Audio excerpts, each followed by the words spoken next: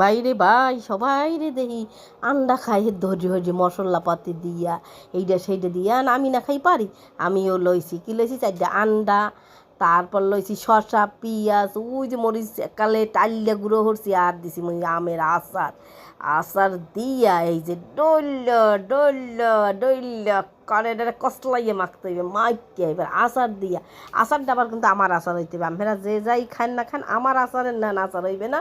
এই আচারটা দিয়ে এই যদি পেঁয়াজ শসা আর এই শুকনো মরিচ তেলের টাইলে গুঁড়ো হরিয়া এই যদি এরকম কসলাইয়ে কসলাইয়ে কসলাইয়ে যদি মাখতে পারেন মাইকে এবার আন্ডাডারে মাঝখান দিয়ে একটা সিরিয়ে লইবেন। সিরিয়ে এইবার দেখেন আমি কেমন এই যে দিলাম মাঝখানে দেখে আমার তো এখনই জিভ দিয়ে টল টল টল টল করে একেবারে পানি পড়তে আছে। এই যে এর থেকে স্বাদ বিসমিল্লাহ, দারুণ দারুণ সেই রকমের মজার একটা জিনিস খাইলাম, আসলেই অসাধারণ। আর যদি থাকে সাথে আমার আচার তাহলে তো আর এর কোনো তুলনাই হয় না।